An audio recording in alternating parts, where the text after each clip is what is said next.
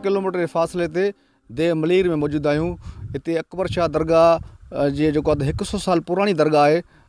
जेको आहे हिन दरगाह में जेको आहे त जंहिं महिल पाणी ईंदो आहे त दरगाह ऐं जेको आहे भिक्सा मुक़ाम आहे उहो पाणी में जेको आहे पाणी जी लपेट में अची वेंदो आहे। हिते हिन ॻोठाणनि एतिजाज कयो आहे। हिन ॻोठाणनि खां पुछा कंदासीं त हिते कहिड़ी बुनियादी सहूलियत मैसर न आहे। मां DC साहब वटि वञा थो, उते दरख़्वास्त जमा कयां थो, उन्हनि खे चवां थो त बाबा 4 दीवारी अकबर शाह जे लाइ असांखे मुक़ाम जे लाइ 4 दीवारी ॾिजे ऐं रस्तो बि कोन्हे ऐं पाणी बि अचे थो आबादगारनि जो, उहो पाणी सॼो मुक़ाम में पवे थो ऐं उन खां बाद में जेको आहे त माल आहे उहो माल बि मुक़ाम में फिरे थो ऐं उहो जेको ई माल किन करे थो उहो ई मुक़ाम में आहे।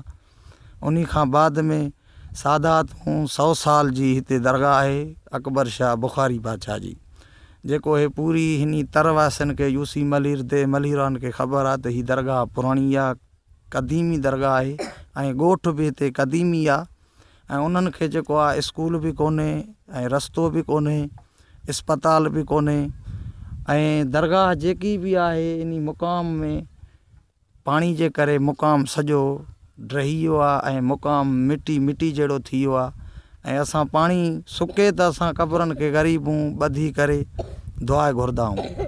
उहो बि असां सादात असां सादात यकी मां अपील कई आहे, DC साहब खे अपील कई आहे ऐं वज़ीर साईं बादशाह वज़ीर आला मुराद अली शाह खे बि मुंहिंजी इहा ई अपील आहे त सादात पंहिंजे सादात जो मुक़ाम जे लाइ पाकिस्तान ज़िंदाबाद आहे, सिंध असांजी हमेशह आबाद आहे ऐं सिंध जे लाइ पीर फ़क़ीर जी सूफ़ी धरती आहे जेकी हिन धरती खे सूफ़ी जी खे कमु ऐं टाइम जो न मिले थो ऐं 100 साल थी वियो आहे त हीउ कमु जेको आहे त पुराणो दौरु हुयो त उन में तरक़ाइती कमु न हुया। हाणे ही दुनिया ही ज़ोर जी दुनिया आहे, ही तेज़ी जी दुनिया आहे, ही सभ खे ॼाणींदड़ दुनिया आहे, सभु हितां जा पढ़दड़ आहिनि, सभु ऑफिसर आहिनि, सभु तबिको जेको बि आहे हिते रहंदड़ आहे उहो ऑफिसर तबिको आहे। अलाह उन्हनि खे ख़ुशि करे आबाद करे।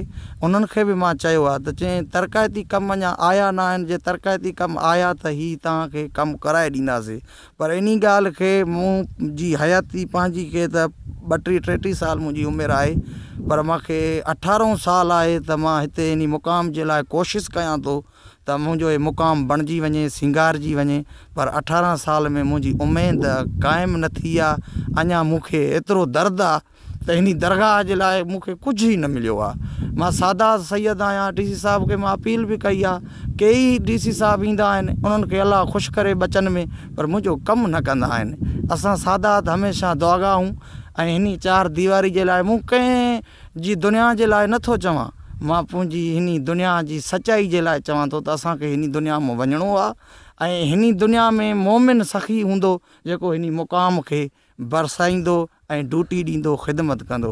मां पाकिस्तान ज़िंदाबाद खे सलाम कयां थो।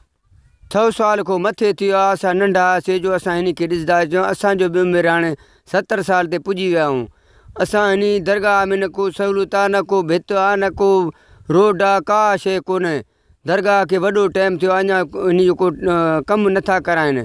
असांखे बि हिते माना घर आहिनि असांजा बि पर्दी कान्हे, अचनि था वञनि था माण्हू, घर में माना पर्दो न आहे, माना ॿाहिरि जेको पर्दो हुजे मुक़ामनि खे त अञा बहितर आहे, पर हिते कमु केरु नथो कराए। सही असांजो इहो अपील आहे त इहो कमु कराए पाकिस्तान ज़िंदाबाद। त असांजो ॾाढा पीरा साईं अकबर शाह, ही 4 दीवारी अकबर शाह कोन्हे, पाणी सारियुनि जो भॼी मुक़ाम ज़ंबून थी वञनि था, को मुक़ाम जो क़बरज़ार कोन्हे, क़बरा ॻोल्हे ॻोल्हे थकी पवंदा, वॾनि जूं क़बरां अलाए किथे नी, पाणी अची वियो आहे, पाणी में क़बरा सभु ज़ंबून थी वियूं नी।